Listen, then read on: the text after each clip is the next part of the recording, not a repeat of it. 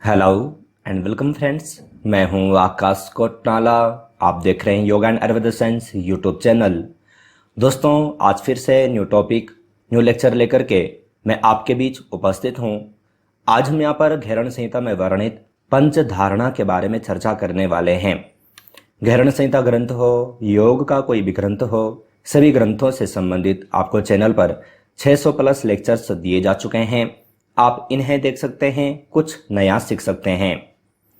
यहाँ पर हमने घेरण संहिता की सीरीज प्रारंभ की है, जिसके अंतर्गत अभी तक मैं आपको 55 लेक्चर्स यहाँ पर दे चुका हूँ।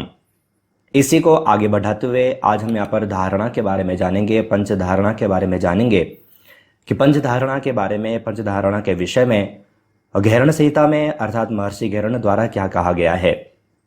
जैसे कि आप जानेंगे, धारणा का वर्णन अगर जो हम देखते हैं तो आप पढ़ेंगे, महर्षि घेरण ने सप्त साधन के अंतर्गत तृतीय साधन में धारणा का वर्णन किया है।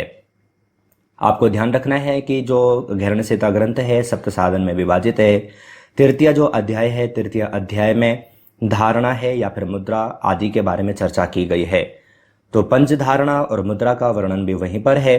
साथ ही आपको ध्यान रखना है कि मुद्रा और धारणा के अभ्यास के द्वारा स्थिरता की प्राप्ति होती है, अर्थात ये स्थिरता प्राप्ति के साधन हैं। अगर हम मुद्राओं का अभ्यास करते हैं, धारणाओं का अभ्यास करते हैं, तो इनके द्वारा व्यक्ति को स्थिरता की प्राप्ति होती है। ये सब हमें ध्यानपूर्वक समझना है। अभी हम आगे यहाँ पर देखते हैं कि धारणा क्या है। ये तो हम यहाँ पर जान चुके हैं। एक चीज मैं आपको और बता दूं कि धारणा का तात्पर्य घेरण संहिता के अनुसार जो पंच महाभूत हैं, पंच महाभूतों पर ध्यान करना, अर्थात उन पर अपने ध्यान को कुंभक के अभ्यास के द्वारा, अपने प्राणों का निरोध करने के द्वारा, प्राणों के निरोध के साथ साथ वहां पर ध्यान करना ही पंच महाभूतों पर वह पंच धारणा कही गई है। अगर आप देखेंगे तो महर्षि घेरण के अनुसार धारणाएं जो हैं वह 5 हैं। कौन कौन सी हैं? पार्थिवी धारणा है, आंभसी धारणा है, आग्नेयी धारणा है, वायवीय धारणा है और आकाशी धारणा है। जैसे कि मैंने आपको बताया कि पंच महाभूत, तो पंच महाभूतों पर अपने ध्यान को एकाग्र करना, पंच महाभूतों पर अपने प्राणों को एकाग्र करना, यही यहाँ पर पंच धारणाएं बताई गई हैं। तो जो पार्थिवी धारणा का तात्पर्य है पृथ्वी तत्व पर, आंभसी का तात्पर्य है जल तत्व पर, आग्नेयी का तात्पर्य है अग्नि तत्व पर, वायवीय का तात्पर्य है वायु तत्व पर और आकाश का तात्पर्य है आकाश तत्व पर। तो ये यहाँ पर हमें समझना है।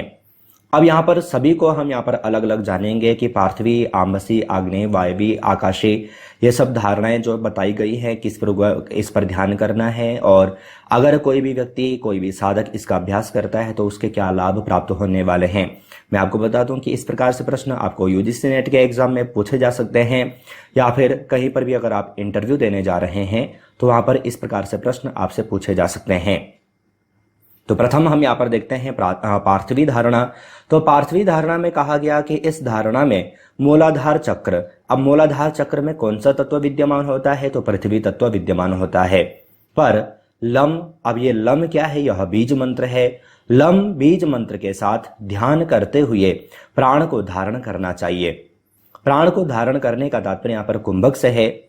तो ध्यान रखना है आपको, पार्थिवी धारणा अगर हमें करनी है तो पार्थिवी धारणा के लिए हमें मूलाधार चक्र पर, जहां पर कि पृथ्वी तत्व विद्यमान होता है, मैं देखो जब मैंने आपको दर्शन के लेक्चर आपको दिए थे तो वहां पर मैंने आपको बताया था कि कौन कौन से तत्व कहां कहां पर विद्यमान है।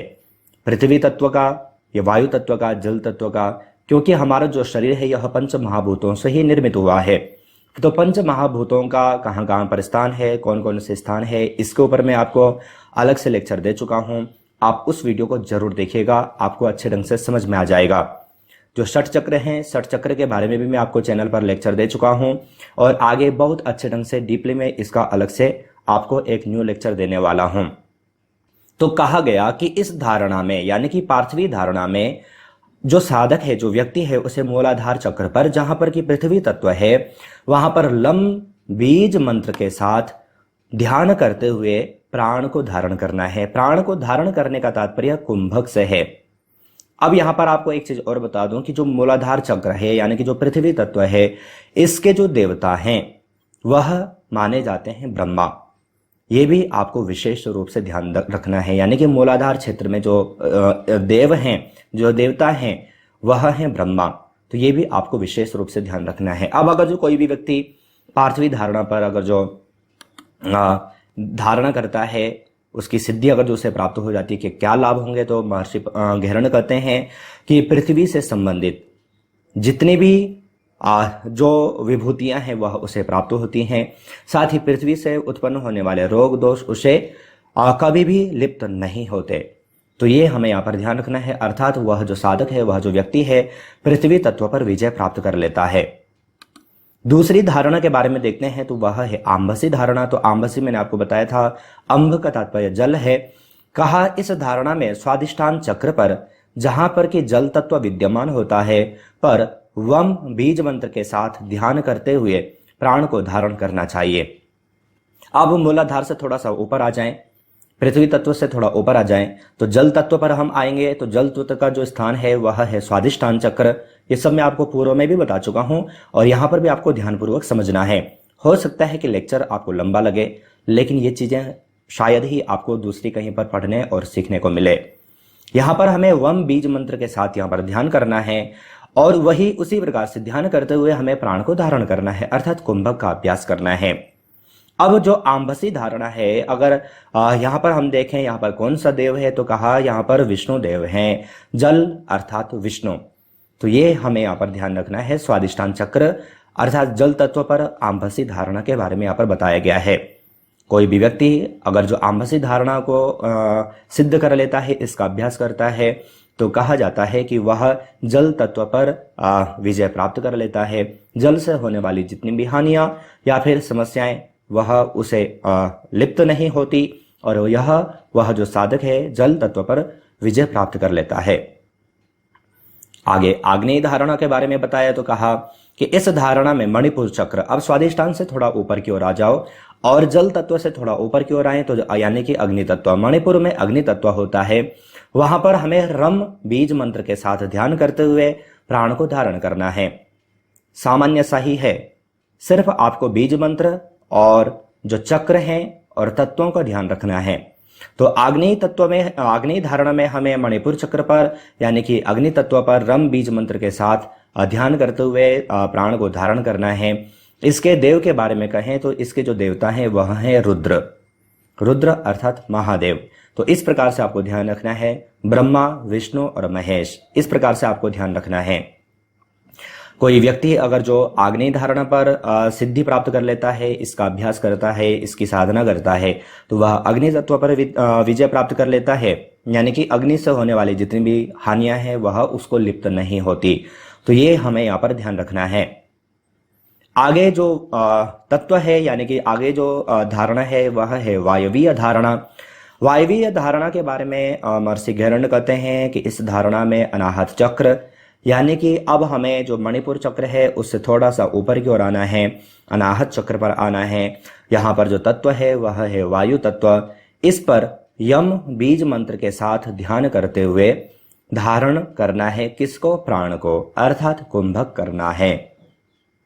वहां पर बताया गया है, प्रत्येक धारणा में बताया गया कि 5 घड़ी तक हमें वहां पर प्राण को धारण किए रखना है।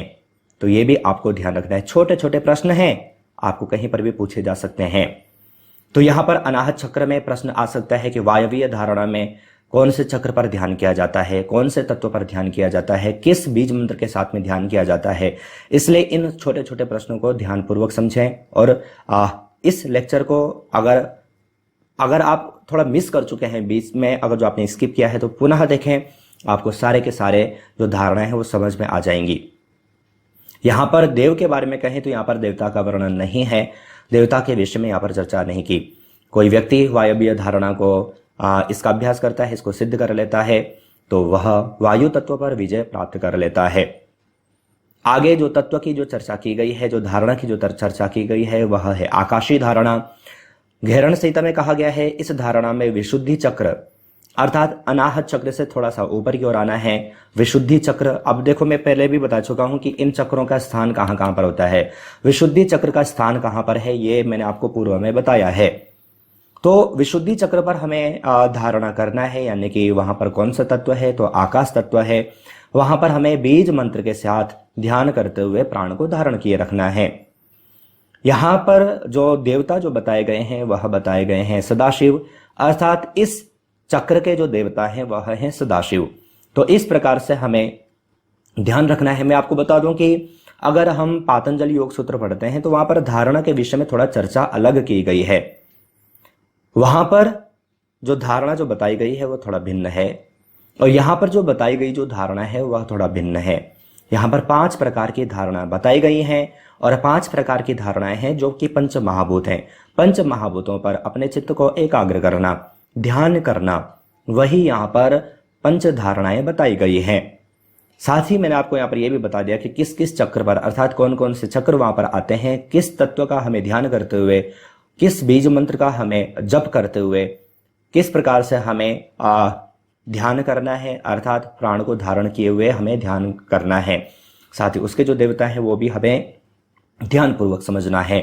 तो आशा है आप ये अच्छे ढंग से समझ चुके होंगे। मैं फिर से बता दूं कि 60 चक्र है या फिर जो पंच महाभूत हैं इनके बारे में मैं आपको पूर्व में भी बता चुका हूं, वेबसाइट पर भी दिया गया है, और आगे मैं आपको अच्छे ढंग से एक लेक्चर दे दूंगा जिससे कि आपको और अच्छे ढंग से 60 चक्रों के बारे में या फिर पंच महाभूतों के बारे में समझ में आ जाए। आशा है यहाँ पर आपने अगर जो लेक्चर को ध्यानपूर्वक देखा होगा तो पंच धारणाएं समझ में आ चुकी होंगी, समझ में आ चुका है लेक्चर। अगर जो आपके लिए यूजफुल था तो वीडियो को लाइक जरूर कीजिएगा, व्हाट्सएप और फेसबुक के माध्यम से अपने फैमिली फ्रेंड्स लोगों तक जरूर शेयर कीजिएगा। लेक्चर के अंत में कुछ प्रश्न मैं आपको यहाँ पर देता हूँ, अगर आप चाहें तो इन प्रश्नों के सही आंसर वीडियो के कमेंट बॉक्स में भेज सकते हैं। प्रथम प्रश्न आपको दिया गया है, निम्न में से आकाशीय धारणा का तात्पर्य किस तत्व से है? पृथ्वी तत्व से, जल तत्व से, अग्नि तत्व से, कोई नहीं। मैंने आपको पूर्व में बताया था कि इस प्रकार के प्रश्न आपको पूछे जा सकते हैं। तो सही आंसर क्या है छांट करके वीडियो के कमेंट बॉक्स में भेजिएगा। दूसरे प्रश्न की ओर चलें, निम्न में से वायवीय धारणा से विजय प्राप्त होती है? जल तत्व पर, वायु तत्व पर, आकाश तत्व पर, ये सभी। तो वायु यानी कि वायवीय धारणा का तात्पर्य किससे है आपसे पूछा गया है। सही आंसर छांट करके वीडियो के कमेंट बॉक्स में भेजिएगा। तीसरे प्रश्न की ओर चलें, मातंगनी मुद्रा का अभ्यास किस जल में किया जाता है? बहते हुए, रुके हुए, उपरोक्त दोनों, कोई नहीं। मुद्राओं के बारे में भी आपको चैनल पर बता चुका हूं। अगर आपने ये लेक्चर देखा होगा तो आप सही आंसर छांट करके वीडियो के कमेंट बॉक्स में भेज सकते हैं। साथ ही आपको बता दूं जो प्रश्न आप यहां पर देख रहे हैं, इसी प्रकार से प्रश्नोत्तर सीरीज की चैनल की ओर से 3 ई बुक पब्लिश की जा चुकी हैं।